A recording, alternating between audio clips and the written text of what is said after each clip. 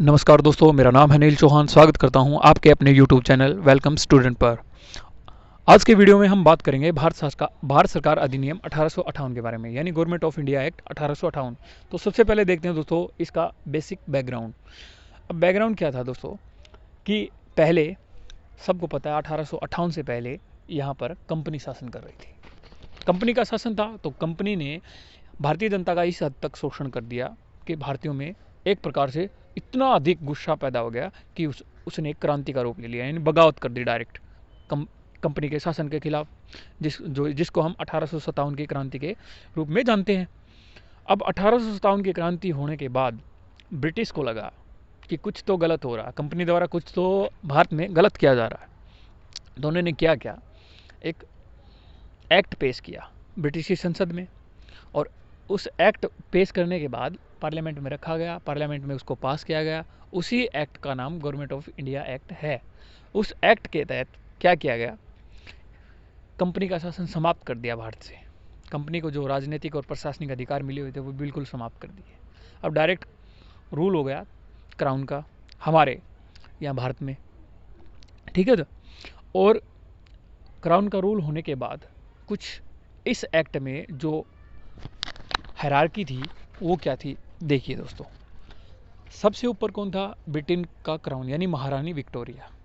महारानी विक्टोरिया के नीचे भारतीय सचिव, उसके नीचे भारतीय गवर्नर जनरल। अब जो भारतीय गवर्नर जनरल है ये भारत में रहकर भारतीयों के लिए रूल रेगुलेशन बनाएगा और देखेगा, और इसके सहयोग के लिए 15 मेंबर के काउंसिल का भी गठन किया गया था, ठीक है दोस्तों। अब ये रिपोर्ट करेगा भारतीय सचिव को जो ब्रिटेन में बैठा था। भारतीय सचिव ब्रिटेन में था, इसको रिपोर्ट करता था, और जो भारतीय सचिव है वो रिपोर्ट करता था विक्टोरिया को। इस प्रकार से इस एक्ट के तहत हायरार्की थी प्रशासनिक। अब देखिए दोस्तों इसमें प्रावधान क्या क्या किए गए थे। तो सबसे पहले दोस्तों इस एक्ट को शिक्षित भारतीयों का मैग्ना कार्टा कहा है। क्योंकि अब देख तो सबसे पहले तो हमें ये जानना चाहिए कि मैग्ना कार्टा क्या है। तो दोस्तों मैग्ना कार्टा ब्रिटिश के राजा द्वारा ब्रिटिश की जनता को कुछ अधिकार दिए गए थे, यानी लोकतंत्र की स्थापना की गई, उस समय कुछ अधिकार दिए गए थे, तो उस पत्र को मैग्ना कार्टा कहा जाता है। उसी प्रकार से इस एक्ट के तहत भारतीयों को कुछ अधिकार दिए गए थे, इसीलिए इसको शिक्षित भारतीयों का मैग्ना कार्टा कहा जाता है, क्योंकि शिक्षित भारतीयों के लिए ही कुछ अधिकार इसमें रखे गए थे। एक बात तो ये। अब दोस्तों भारत में प्रावधान के बारे में देखते हैं कि सबसे पहला तो प्रावधान यही किया गया, जो कंपनी का शासन था दोस्तों उसको समाप्त कर दिया। कंपनी का शासन समाप्त कर दिया, अब ब्रिटिश की संसद का डायरेक्ट हमारे यहाँ रूल होने लगा। तो एक तो यह प्रावधान किया गया। दूसरा दोस्तों, जो इंग्लैंड की संसद थी वो भारतीयों के लिए डायरेक्ट रूल बना सकती थी, रूल रेगुलेशन बना सकती थी। पहले क्या होता था, कंपनी रूल रेगुलेट करती थी। अब क्या हुआ कि कंपनी का शासन तो हट गया, अब ब्रिटिश की संसद भारतीयों के लिए डायरेक्ट रूल बनाने लगी, ठीक है दोस्तों। अब आगे जो ब्रिटेन में एक भारतीयों के लिए एक मंत्री का पद होता था, भारत का जिसको इंडियन मिनिस्टर बोला जाता था, अब उसको समाप्त कर दिया। बोर्ड ऑफ कंट्रोल को समाप्त कर दिया, बोर्ड ऑफ डायरेक्टर को समाप्त कर दिया। उसके स्थान पर क्या जो मंत्री का पद था उसके स्थान पर तो सेक्रेटरी का पद रखा गया जो ब्रिटेन में।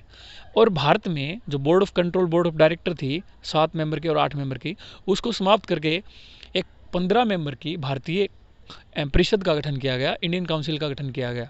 ये काउंसिल क्या थी, बेसिकली जो भारत में गवर्नर जनरल है उसको सहयोग करती थी, सलाह देती थी रूल करने के लिए भारतीयों पर, ठीक है दोस्तों।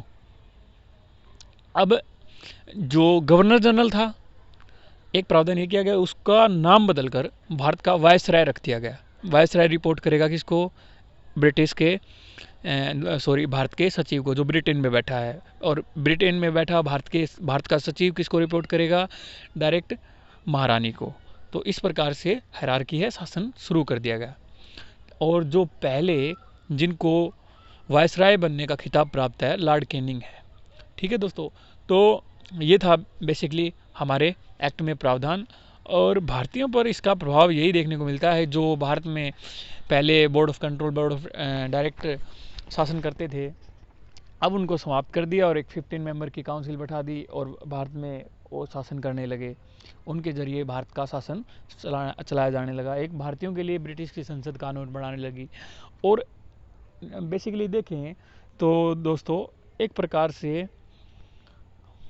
मतलब भारतीयों को कुछ अधिकार दे दिए गए इस एक्ट के तहत, जैसे नौकरियों में कुछ अधिकार दे दिए, अपनी बात रखने का कुछ अधिकार दे दिया।